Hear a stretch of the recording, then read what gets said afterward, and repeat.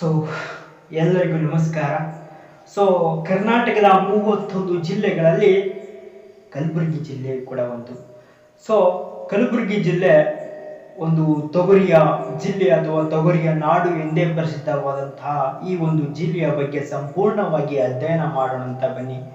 So ಮೊಟ್ಟ ಮೊದಲ ಬಾರಿಗೆ ಈ ಒಂದು ಕಲಬುರಗಿ ಜಿಲ್ಲೆ ಒಂದು ನದಿಯ ದಡದ ಹತ್ತಿರ ಕಂಡು ಬರುತ್ತದೆ. ಯಾವ ನದಿಯ ಹತ್ತಿರ ಗೊತ್ತೇ? ಅದು ಭೀಮಾ ನದಿಯ ಹತ್ತಿರ ಕಂಡು ಬರುತ್ತದೆ. ಮೊಟ್ಟ ಮೊದಲ ಬಾರಿಗೆ ಕಲಬುರಗಿ ಜಿಲ್ಲೆ ಭೀಮಾ ನದಿಯ ದಡದ ಮೇಲೆ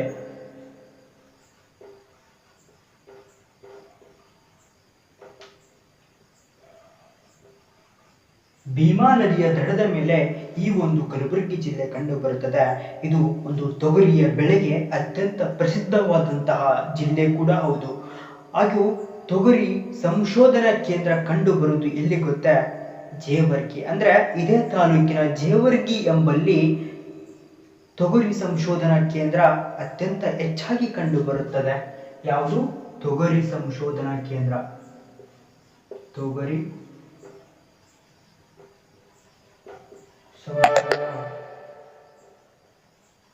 ಕೇಂದ್ರ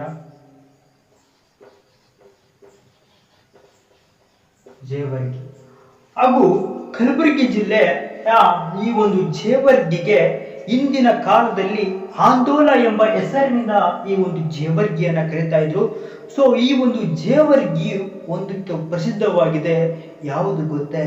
ಅದು ಸುಣ್ಣದ ಕಲ್ಲಿನ ಉತ್ಪಾದನೆಯಲ್ಲಿ ಕಲಬುರಗಿ ಜಿಲ್ಲೆಯಲ್ಲಿ ಅತ್ಯಂತ ಹೆಚ್ಚಾಗಿ ಉತ್ಪಾದನೆ ಮಾಡುವಂತಹ ಒಂದು ತಾಲೂಕು ಅಂದ್ರೆ ಅದು ಒಂದು ಜೇವರ್ಗಿ ತಾಲೂಕು.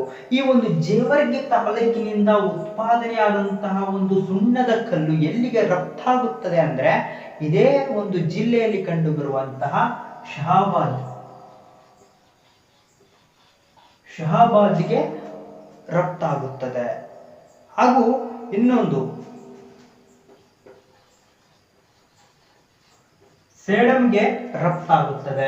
ಸೊ ಜೇವರ್ಗಿ ಜಿಲ್ಲೆಯಲ್ಲಿ ಉತ್ಪಾದನೆ ಆದಂತಹ ಒಂದು ಸುಣ್ಣದ ಕಲ್ಲು ಶಹಾಬಾದ್ ಮತ್ತು ಸೇಡಂ. ಇನ್ನೊಂದಿದೆ ವಾಡಿ. ಸೊ ವಾಡಿ ಸಿಮೆಂಟ್ ಕಾರ್ಖಾನೆಗೆ ಇದು ಒಂದು ಸುಣ್ಣದ ಕಲ್ಲು ರಫ್ತಾಗುತ್ತದೆ. ಸೊ ಮುಂದೆ ಯಾವುದು ಬಗ್ಗೆ ಅಧ್ಯಯನ ಮಾಡೋದಂದ್ರೆ ಕಲಬುರಗಿ ಜಿಲ್ಲೆಯಲ್ಲಿ ಒಂದು ಭೂಕಂಪ ಸಂಶೋಧನಾ ಕೇಂದ್ರ ಕಂಡು ಬರ್ತದೆ. ಅದು ಎಲ್ಲಿ ಕಂಡು ಬರುತ್ತೆ ಗೊತ್ತಾ? ಭೂಕಂಪ ಸಂಶೋಧನಾ ಕೇಂದ್ರ ಕಲಬುರಗಿ ಜಿಲ್ಲೆಯ ಚಿಂಚೋಳಿ ಎಂಬಲ್ಲಿ.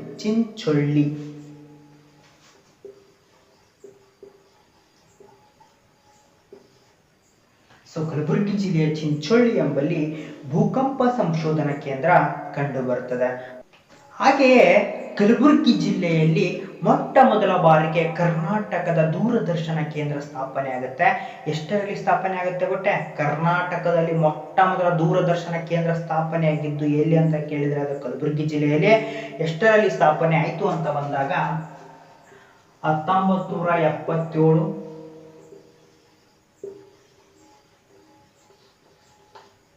ಸೆಪ್ಟೆಂಬರ್ 3ರಂದು ಕಲಬುರಗಿ ಜಿಲ್ಲೆಯಲ್ಲಿ ಸ್ಥಾಪನೆ ಆಗುತ್ತೆ. ಇದೇ ಒಂದು ಏನಪ್ಪಾ ಅಂದ್ರೆ ದೂರದರ್ಶನ ಕೇಂದ್ರ ಬೆಂಗಳೂರಿನಲ್ಲಿ 1981 ಜನವರಿ 1ರಂದು ಸ್ಥಾಪನೆ ಆಗುತ್ತೆ. ಸೊ ಕಲಬುರಗಿ ಜಿಲ್ಲೆ ಇನ್ನೊಂದು ನೆನಪಿಟ್ಕೊಳ್ಳಿ, ಕಲಬುರಗಿ ಜಿಲ್ಲೆ ಅತ್ಯಂತ ಹೆಚ್ಚಾಗಿ ಬೀಳು ಭೂಮಿಯನ್ನ ಹೊಂದಿದೆ. ಕಲಬುರಗಿ ಜಿಲ್ಲೆ ಕರ್ನಾಟಕದಲ್ಲಿ ಅತ್ಯಂತ ಹೆಚ್ಚಾಗಿ ಬೀಳು ಭೂಮಿಯನ್ನು ಹೊಂದಿದೆ ಕೂಡ. ಹಾಗೆ ಕರ್ನಾಟಕದ ಅತ್ಯಂತ ಬಿಸಿಲು ನಗರ ಅಂತ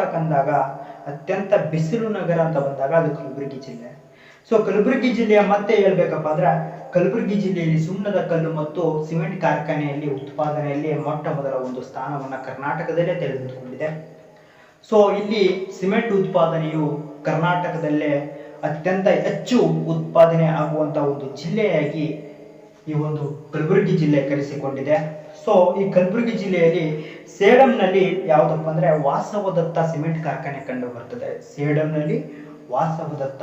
ಹಾಗೆ ಸೊ ವಾಡಿಯಲ್ಲಿ ACC.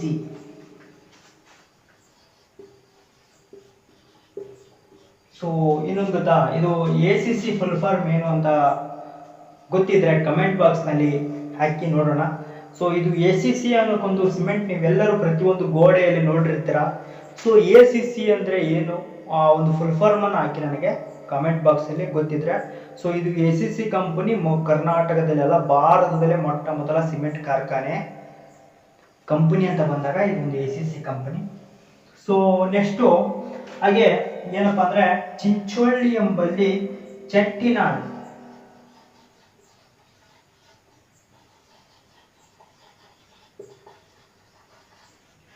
ಚಿಂಚೋಳಿ ಅಂದರೆ ಕಲಬುರಗಿ ಜಿಲ್ಲೆಯ ಚಿಂಚೋಳಿ ಎಂಬಲ್ಲಿ ಚೆಟ್ಟಿನಾಡು ಸಿಮೆಂಟ್ ಕಾರ್ಖಾನೆ ಕಂಡು ಬರುತ್ತದೆ. ಸೊ ಹಾಗೆ ಇದು ಪ್ರತಿಯೊಂದು ಮನೆಯಲ್ಲೂ ಬ್ಯಾಂಕ್ ಖಾತೆಯನ್ನು ಹೊಂದಿದಂಥ ಜಿಲ್ಲೆ ಯಾವುದಪ್ಪ ಅಂದರೆ ಅದು ಕಲಬುರಗಿ ಜಿಲ್ಲೆ. ಅಂದರೆ ಕಲಬುರಗಿ ಜಿಲ್ಲೆಯಲ್ಲಿ ಪ್ರತಿಯೊಂದು ಮನೆಯಲ್ಲಿ ಪ್ರತಿಯೊಬ್ಬರು ಕೂಡ ಅತ್ಯಂತ ಹೆಚ್ಚಾಗಿ ಬ್ಯಾಂಕ್ ಖಾತೆಯನ್ನು ಹೊಂದಿದಂಥ ಒಂದು ಜಿಲ್ಲೆ ಅಂದರೆ ಅದು ಕಲಬುರಗಿ ಜಿಲ್ಲೆ. ಹೆಮ್ಮೆಯ ಜಿಲ್ಲೆ ಕಲಬುರಗಿ ಜಿಲ್ಲೆ. ಬ್ಯಾಂಕ್ ಖಾತೆ ಸೊ ಅತ್ಯಂತ ಹೆಚ್ಚಾಗಿ ಬ್ಯಾಂಕ್ ಖಾತೆಯನ್ನು ಹೊಂದಿದಂಥ ಜಿಲ್ಲೆ ಯಾವುದಪ್ಪ ಅಂದರೆ ಅದು ಕಲಬುರಗಿ ಜಿಲ್ಲೆ.